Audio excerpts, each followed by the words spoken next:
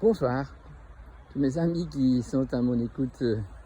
J'espère que vous allez rester accrochés parce que hier c'était une cacophonie, j'ai raté avec le problème que tout d'un coup je pouvais voir que ma femelle Éline aurait pu être prise par Wolf, le grand mâle de la ferme où nous étions. Alors voilà, excusez-moi pour ça. Alors je vais reprendre aujourd'hui un peu dans la dimension que j'avais envie de raconter hier. C'était surtout pouvoir parler de la communication. La communication que nous avons grâce à nos 5 sens extérieurs de perception. Ces 5 sens nous permettent de voir ce qui est visible, d'entendre ce qui est audible, de palper ce qui est palpable, de sentir ce qui a de l'odeur et de goûter ce qui a du goût. Mais vous savez que ce n'est qu'une toute petite partie de la réalité du monde, parce qu'il y a plus de choses que on ne voit pas et qui sont présentes.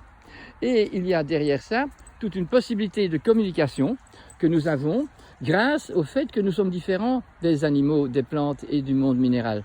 Donc il y a des communications entre le monde minéral, le monde végétal et le monde animal, et l'homme étant encore tout à fait bizarre. Donc pour apprendre à déceler comment les communications se font à tous les niveaux, il faut quand même se rendre vraiment compte que nous avons quelque chose de bizarre que les plantes et les animaux n'ont pas quand on parle des êtres vivants. Et c'est ainsi que je voulais certainement refaire un petit cliché sur la composition du monde. Alors, je vais pour ça vous proposer de regarder ce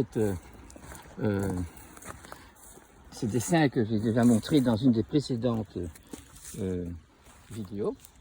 Et ça veut dire que je voulais expliquer que le grand cercle là, c'est le cosmos, c'est l'univers. Et dans cet univers, il y a une petite planète qui s'appelle la Terre. Et cette planète Terre, elle a beaucoup de choses de spéciales par rapport à tous les autres astres qui sont dans la galaxie dont on est le plus, mais en sachant qu'il y a encore d'autres galaxies, nous savons que nous sommes tout petits, qu'il faut plutôt rester humble, plutôt que de penser qu'on va gérer tout ce cosmos. Déjà, se tenir bien, et savoir ce qu'il faut faire pour avoir une bonne santé, et savoir ce qu'est la santé, ça nous demande déjà pas mal d'humilité, parce que si on le sait que par un produit qui vient de la pharmacie, on pourrait être en bonne santé, on n'est pas sûr d'avoir bien choisi. Alors, donc il y a le monde, le règne minéral, la matière, qui subit la pesanteur, et toutes les autres règnes subissent la pesanteur aussi, sauf dans la partie de l'homme où l'esprit, la pensée existe. Parce que là, nous nous décollons tout à fait, et pendant le sommeil aussi, nous pouvons nous décoller, ce que les animaux eux-mêmes ne font pas vraiment. Donc, la matière, on a vu, et grâce à la plante, grâce aux microbes et aux champignons, etc., nous voyons que le règne minéral que nous retrouvons bien déclaré dans le tableau de Mendeleïev, le tableau des symboles, sont devenus vivants. Ils rentrent dans le règne végétal. Une fois rentrés dans le règne végétal, ils vont pénétrer le règne animal, parce que l'animal pourra manger le végétal et les insectes et les microbes et tout ce qui est toujours ensemble sur tout aliment que vous prenez dehors. Il n'y a jamais un chien qui mange une herbe quand il doit se guérir dans cette pharmacie du bon Dieu où il n'y a pas une fourmi ou un autre animal ou peut-être même des bactéries, des virus, ainsi de suite. Donc le règne végétal rentre dans le règne animal qui eux sont déjà libres de mouvement, qui peuvent déjà, disons, aller vers ce qu'ils doivent aller. Et donc eux gardent dans le règne végétal qui est une force éthérique, appelons-nous ça en anthroposophie, et cet éther rentre dans l'animal, dans l'astral, dans cette force astrale de communication, et donc nous avons, chez tout animal, nous avons du végétatif qui représente le végétal et de l'animal qui est l'astral.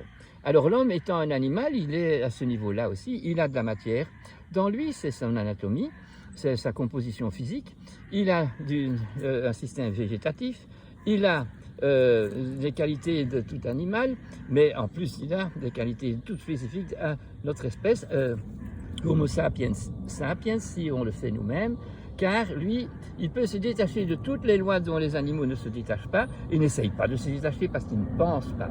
Donc rien que par le fait que nous avons le don de la raison, ça veut dire que nous avons la capacité, par l'imaginaire, d'aller dans un monde imaginaire, mais c'est justement ce monde de l'éternel, c'est pas un monde, cette qualité de l'éternel, cette intelligence créatrice, cet endroit où le verbe existe et où la matière et les plantes et les animaux n'existent pas, parce que c'est un endroit où il n'y a pas d'existence, puisque ça crée l'existence. Si c'était un endroit, eh bien automatiquement, il aurait une existence, il serait créé et il aurait toutes les complications que nous avons dans la vie naturelle. Donc ce qui est typique pour l'humain, c'est qu'il a la liberté, c'est-à-dire qu'il peut, lui, par son esprit, par sa raison, rester raisonnable et donc faire un choix, aller librement vers un accord avec toutes les lois de la nature et par la pensée rentrer dans la connaissance de tout ce qui est invisible, mais qui est le monde de cette communication. Hein. Et ces actes, alors, doivent être, pour être humain, raisonnables, conscients, c'est de libre arbitre, c'est subtil et c'est vertueux.